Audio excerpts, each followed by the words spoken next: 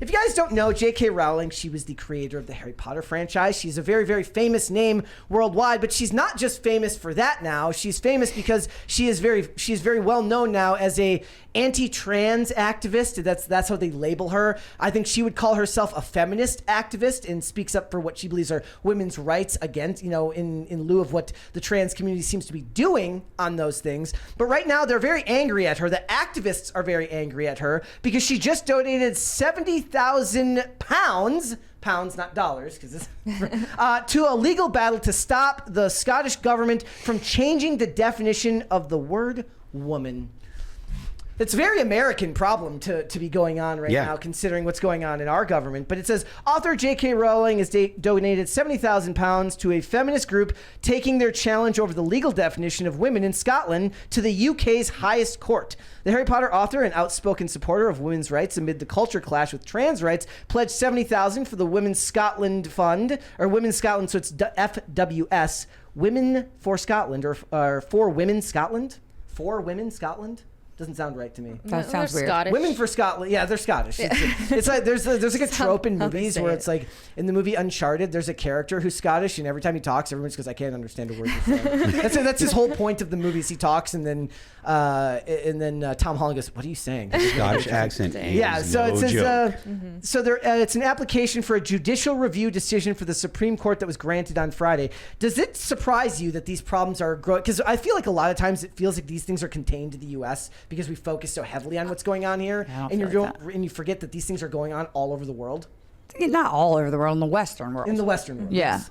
No, I did a lot of work in England, so I saw a lot of this stuff firsthand. I'm happy that she did it, and I don't like feminism at all, but I'm glad that somebody's helping. Do you think it's happening more quickly here than it is in other countries? I feel like because the UK's lack of free speech makes it worse for them. Yeah, the UK's had the weird thing about all of the woke stuff is the UK doesn't have the same type of foundation that the United States does. So the US, the fact that the US had like slavery here, and then after slavery there was Jim Crow, like there's fertile ground to go ahead and be like, we're going to drum up but they look at them like colonizers, right? So they've got the UK. Like they look like people. I guess the woke left look at UK as like one of the biggest colonizers ever. So you have like all the Indian issues and the Muslim issues there. The angle that it takes over there is anti-colonialism. So people like Frantz Fanon and stuff like that are very influential, and it's because of the fact that there is no freedom of speech, and because of that fact, like it has really gotten into the UK, but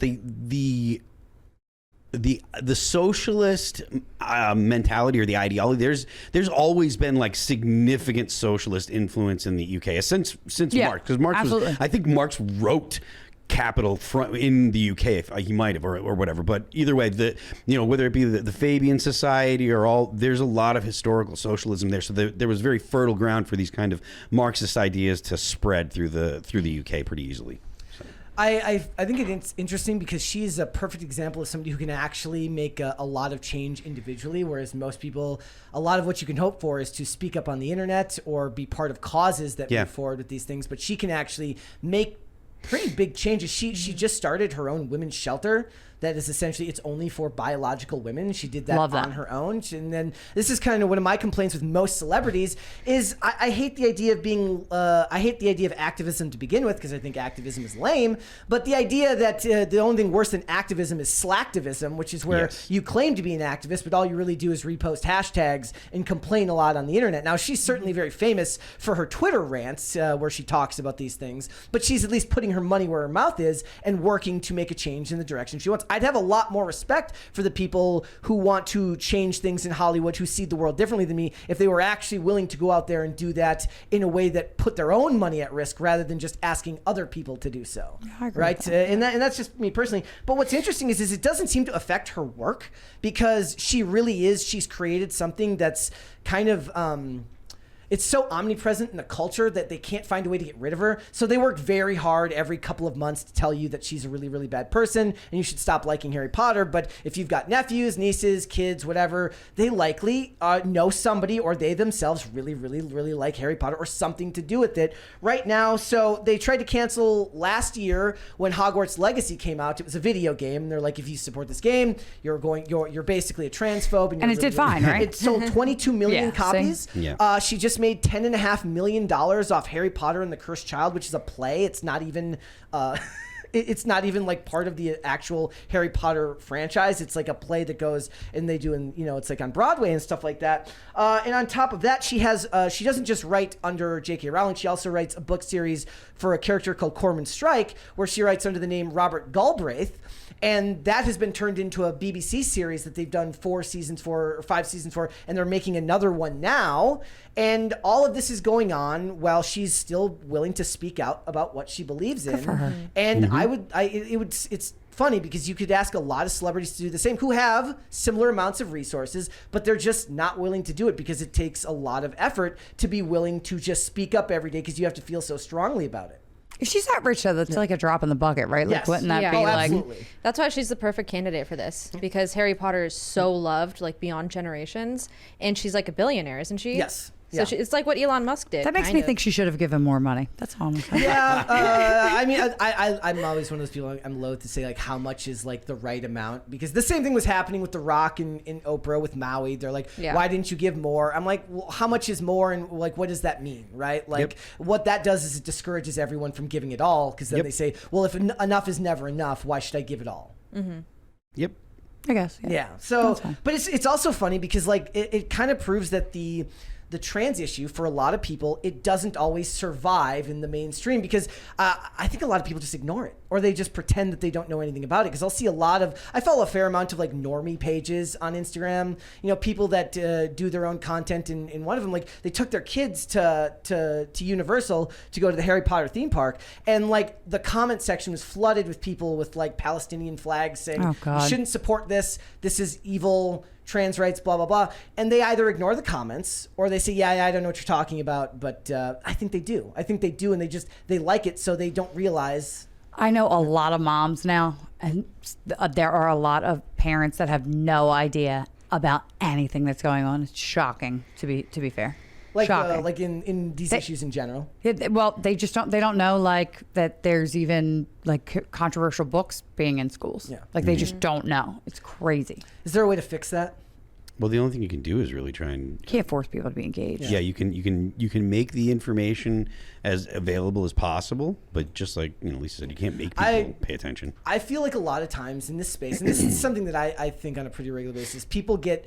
It's not necessarily like an echo chamber, but it's tunnel vision because you're so into politics and you're so into these causes that you don't realize how disconnected most people are from these things. And this same thing happens every year whenever the elections come around. I'm like, you have no idea how little the average person cares about the election cycle because they just don't, right? And once you make politics your life and you care a lot about it, it's hard to imagine that other people don't. I feel like I call it like bubble, like it's like I'll say people are bubble famous, right? Like everybody has like their little bubbles. Like I didn't know who Mr. Beast, like I knew who Mr. Beast was only after a couple things, but I had never seen one of his videos, and that was like a whole thing the other day.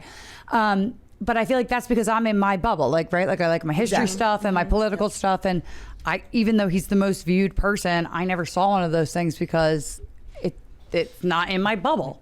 This is why I think that's normal. It's why like when people are like, how like a lot of people will be like, oh, it's a psyop. This person isn't famous. I'm like, no.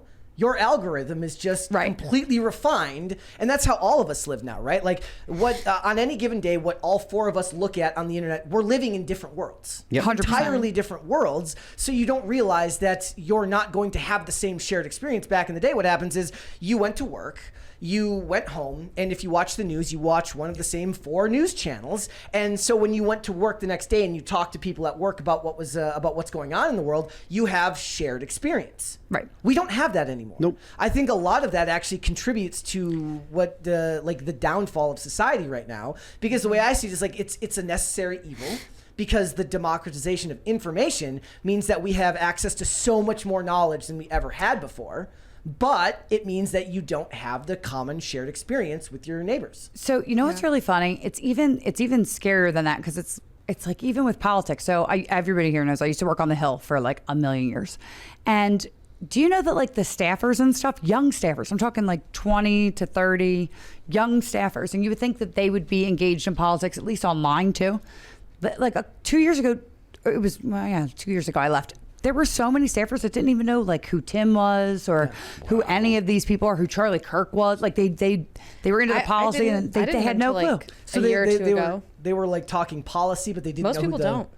Yeah. It was wild, and Tim has like a million plus followers, and these were staffers on the Hill who were their politics job were to know their whole this stuff? No, it's not. It's their job is strictly policy. It's not technically their job, but if The you are comms going to director's do more. your job properly, it's a good idea to know about those kind They of don't things. feel that way. Like comms directors, yes, right, but like the legislative staff, the legislative assistants, and the legislative correspondents and stuff, like. They're into whatever their committee assignments are, and they kind of tunnel vision in that. And like nightly news doesn't help them do that any better. But you would think that they would be more aware of what the boss should be paying attention to, like by what media, like real people are saying, and they have no clue. I actually think kind of this scary. is gonna like play a role because we were talking about it's kind of an aside, but there was Cillian Murphy, the actor, was talking about how he hates the modern form of like the promotional tours they do for these movies. They feel like it doesn't reach anyone because it's a bunch of like self-obsessed celebrities who have to go to these interviews where they answer a bunch of inane questions and nobody really cares anymore because the veil has been lifted from these industries. People are more likely to kind of fawn over e-celebrities now. These, the kids aren't fawning over actors, they're fawning over Kai Cenat or like streamers and things like this. So they were like, how can they change this? How can they reach more people when they're trying to do promotional tours for these movies? And somebody's like, just go on podcasts. Like go on podcasts that you wouldn't normally go on, and you'll instantly reach like a larger audience. Yeah. And I was thinking about it. I'm like, it would be really, really funny to watch like the Nelk Boys, like Full Send, have an interview with Cillian Murphy and talk about movies and stuff like that. And you're just reaching a whole new demographic of people who wouldn't otherwise come to your films. That Bobby girl, I think her personality is great. Bobby Althoff. Yeah, if I could have a personality transplant, it would 100% be hers. That's a bit. I don't care. I love it. Bit. If I could deadpan? I just need. I can't do it, but I. That's so opposite of you. It's I like know, but literally that's what I want. Like I want the deadpan. People love your spunk. Yeah. Yeah, no, I wish that I had that. But no, what was I going to say? There was something that now I just lost my train of thought. But I don't remember. Go ahead. But that's the point, right? Is like how do we get to a shared experience again? If somebody like J.K. Rowling can remain famous and make billions of dollars on this franchise, well, people have to then argue that she's over, she's never going to be famous again. It's like nobody cares. Like all the stars of the movie have been forced to denounce her. Wasn't Billie Eilish just complaining about that? She was at some award ceremony, and I just saw her she was whispering apparently, "Oh, there's too many TikTokers here." Yeah. But sorry, but more people are looking at those TikToks than they are anything else because that's what they're on all day. And that's what so a lot of these studios they bring these TikTokers for movie premieres because it's easy promotion to hundreds of millions of people. But it's just I feel like we're going through the growing pains of watching these industries change as the internet becomes more and more common everywhere. Yeah. Like you just aren't going to, and I kind of weirdly enough, I kind of miss it. I do miss the days when everybody had the same shared experience. I just would never want to go back to it because the world when all the information is controlled by a few is a lot more evil. Sometimes ignorance is bliss, though. Yeah, but you can't, once you have it, you can't go back. I don't remember who it was. Was it like Molyneux was saying he wishes he could vomit up the red pill? I was like, yeah, there are days where I feel like that. There are days where I wish I could go back to just not caring or not knowing about what's going on in the world and the state of things, but you can't. Right? Yeah. And it infects everything. If J.K. Rowling, who created the most profitable and beloved franchise of the last 20 years, save, Lord of the Rings before that, but obviously the movies came out about 20 years ago, and even that's not immune from politics, then it's really, what hope is there for us that society won't be able to coalesce around even entertainment anymore? Thanks for watching. Listen to full episodes of Pop Culture Crisis on Spotify. Keep up with us on social media and make sure you subscribe and ring that bell so you never miss the show. Bye, guys.